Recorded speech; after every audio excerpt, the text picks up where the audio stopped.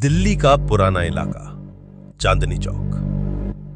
दिन में भीड़ भाड़, दुकानों की आवाजें, रिक्शों की घंटियां, लेकिन रात में जैसे पूरा इलाका किसी और दुनिया में चला जाता हो।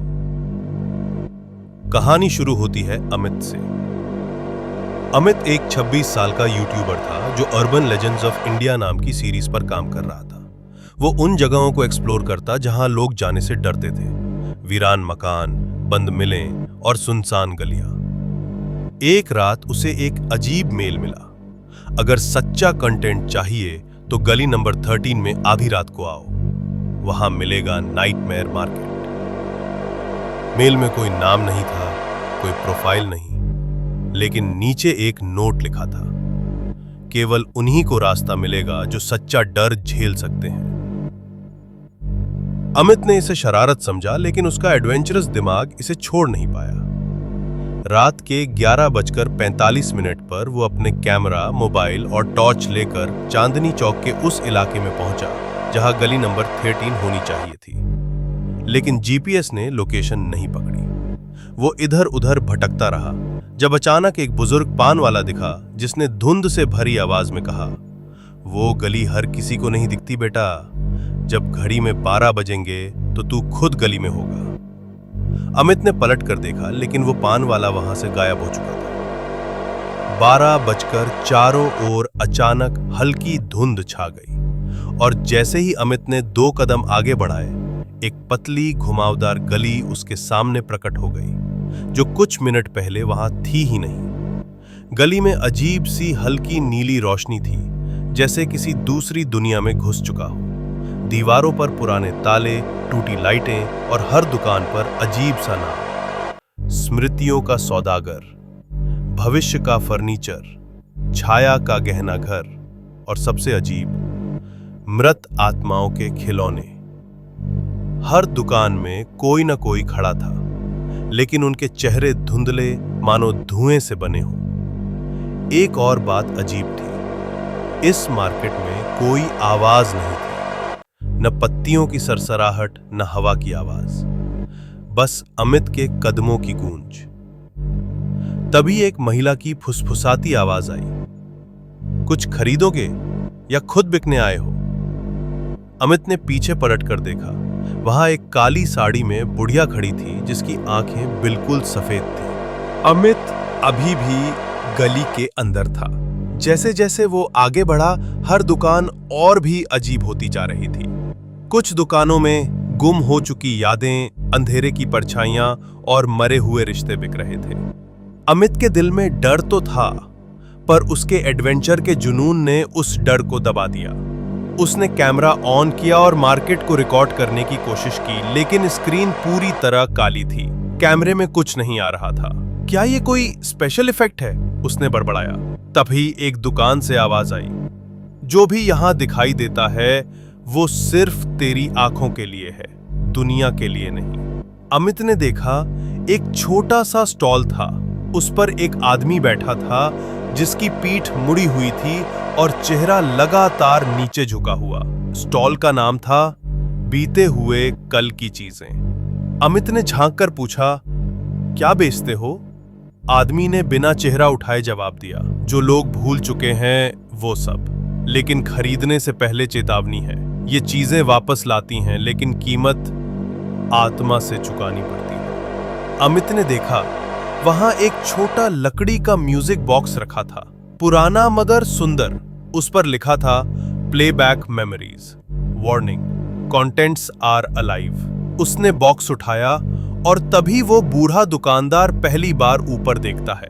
उसकी आंखों में कोई पुतली नहीं थी, बस अंधेरा, गहरा, खिंचता हुआ अंधेरा। अब वो तुझे रोज सुनाई देगा। अमित ने जल्दी से पैसे निकाले, लेकिन दुकानदार बोला, यहां पैसे नहीं चलते, बस कुछ यादें छोड़ दो। कौन सी? वो पल जब तू सबसे ज्यादा खुश था। अमित की आंखों में अचानक बचपन की एक झलक आई, मां की गोद में खेलता हुआ, हंसी, और फिर वो सब जैसे धुंधला हो गया। उसने अनजाने में अपनी सबसे प्यारी याद देकर बॉक्स ले लिया। अब वो आगे बढ़ा, लेकिन हर दुकान अब उसे घूर रही थी। मानो वो खरीदारी नहीं कर रहा था बल्कि खुद बिक रहा था। जैसे ही उसने गली के अंत की ओर कदम बढ़ाए, एक और स्टॉल सामने आ गया। इस पर एक तख्ती लटक रही थी, final exit, return is forbidden. Amit ने जैसे ही वहां कदम रखा, उसके फोन पर रिंगटोन बजने लगी, लेकिन स्क्रीन पर कोई नंबर नहीं था। उसने कॉल उठाया। तू म्यूजिक बॉक्स ले आया? आवाज धीमी मगर तीखी थी। अमित ठिठक गया। उस नए खुले दरवाजे से आती हवा बर्फ जैसी ठंडी थी और उसमें कोई अजीब सी महक थी, जैसे जले हुए बालों और गीली मिट्टी की मिली-जुली गंध। ये दरवाजा तो पहले कभी नहीं था। उसने बॉक्स को छूने की कोशिश की पर उसकी उंगलियां जल गईं। म्यूजिक बॉक्स अब गर्म था और वो धुन तेज होती जा रही थी। दरवाजे के उस पार एक हल्की नीली रोशनी थी। वो डरते डरते उस दरवाजे के पास गया, झांका तो पाया वो उसका ही कमरा है, लेकिन कुछ साल पहले जैसा। पुराने फर्नीचर, पुराना टीवी, दीवार पर लटकी मां की तस्वीर जिसमें वो अभी भी जिंदा दिख रही थी। क्या ये मेरे बीते वक्त की झलक है? अमित ने एक कदम अंदर रखा। जैसे ही उसने दरवाजा पार किया, हवा का बहाव तेज हो गया और पीछे का दरवाजा जोर से बंद हो गया।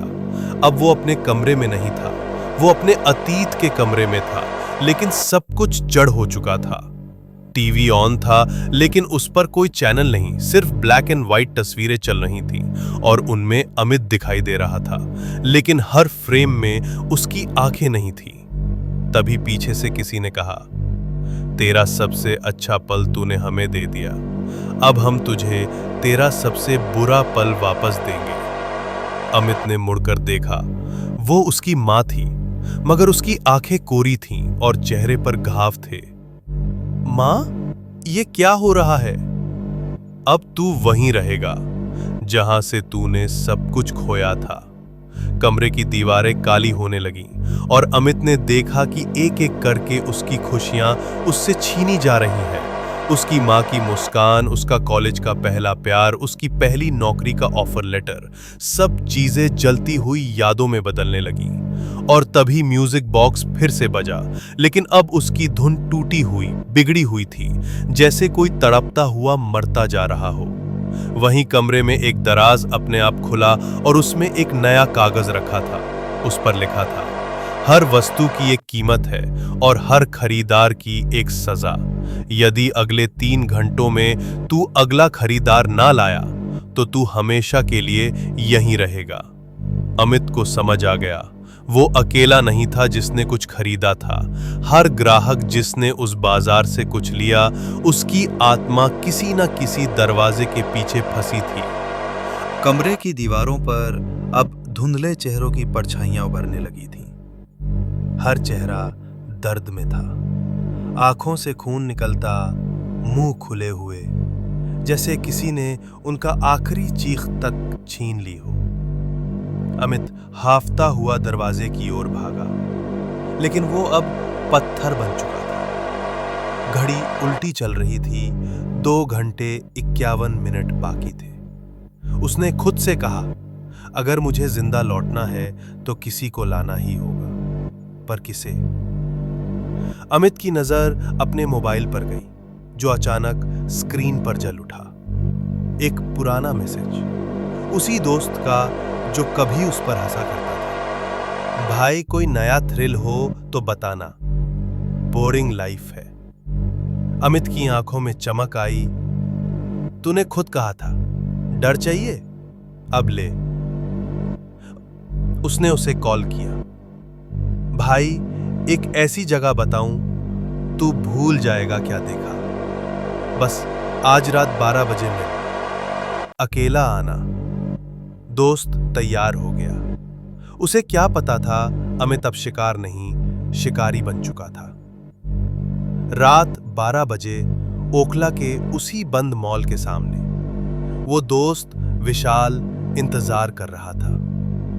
भाई, तू कहाँ है? अमित की आवाज आई, पर मोबाइल से नहीं, बिल्कुल पीछे से। चल, मैं तुझे वहां ले चलता हूं, नाइटमेयर मार्केट में। विशाल हंसा। क्या नाम है ये, डरावना सा लग रहा। अमित चुप था। जैसे ही वो दोनों अंदर गए, मार्केट की हवा बदल गई, पहले से भी ज्यादा भारी और अंधकार से भरी। विशाल को अजीब सा लगा।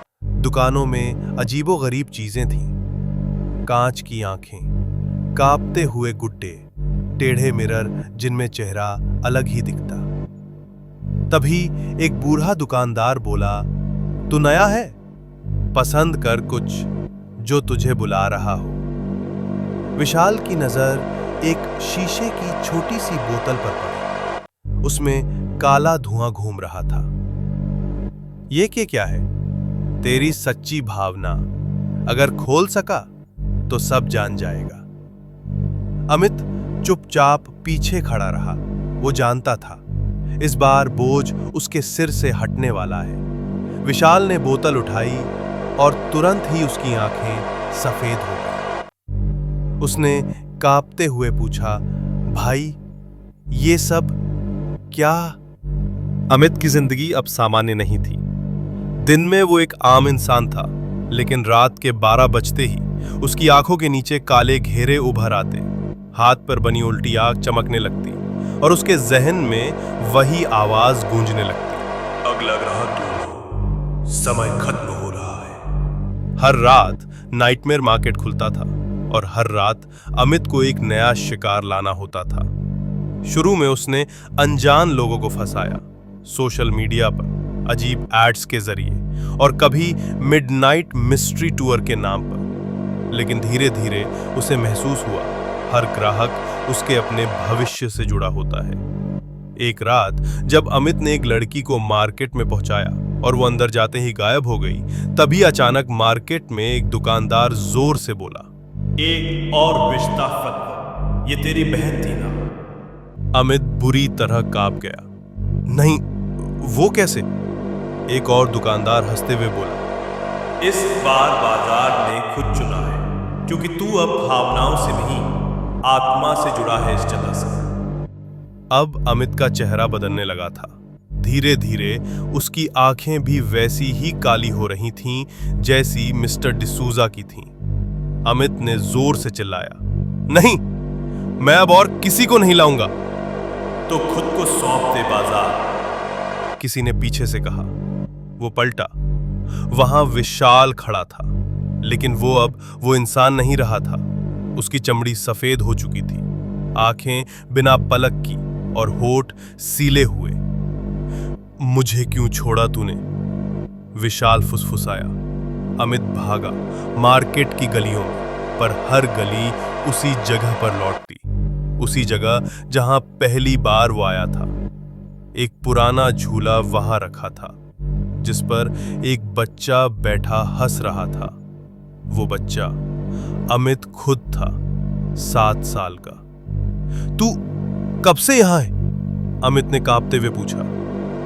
तू ही तो लाया था मुझे पहली बार। सपने में देखा था तूने इस जगह को, और फिर हम सब यहीं रह गए। अमित ने चीख कर अपनी आंखें बंद की। मैं यहां से निकलना चाहता हूं। तभी मार्केट का एक दरवाजा फिर खुला, लेकिन इस बार वहां कोई ग्राहक नहीं था। वहां एक शायद बचा हुआ इंसान खड़ा था। वो कोई और नहीं, राहुल था। अमित के चेहरे पर चमक आई। राहुल अब नाइटमेयर मार्केट का नया चेहरा बन चुका था। उसकी हथेली पर बनी उल्टी आंख अब जलने लगी थी। हर रात वो अपने सपनों में उन ग्राहकों की चीखें सुनता जिन्हें वो अनजाने में उस बाजार तक लाया। लेकिन उसके अंदर कुछ बचा था, एक इंसानियत की चिंगारी। राहुल को पता था ये मार्केट किसी एक के खून से नहीं चला। ये एक श्रापित व्यापार था, जहां दर्द बिकता था, आत्माएं खरीदी जाती थी और हर दुकान एक अनसुलझे डर की याद थी। पर क्या यह श्राप कभी टूट सकता था? मार्केट का गुप्त द्वार, द लास्ट एग्जिट। एक रात राहुल को सपने में एक बूढ़ी औरत दिखाई दी। उसकी आंखें पूरी तरह सफेद थी। उसने कहा, अगर कोई आत्मा अपनी मर्जी से सब कबूल करके दूसरों को छोड़ दे तो दरवाजा खुलता है, एक बार, सिर्फ एक बार। राहुल समझ गया, उसे वो करना होगा जो अब तक किसी ने नहीं किया था, खुद को कुर्बान करना।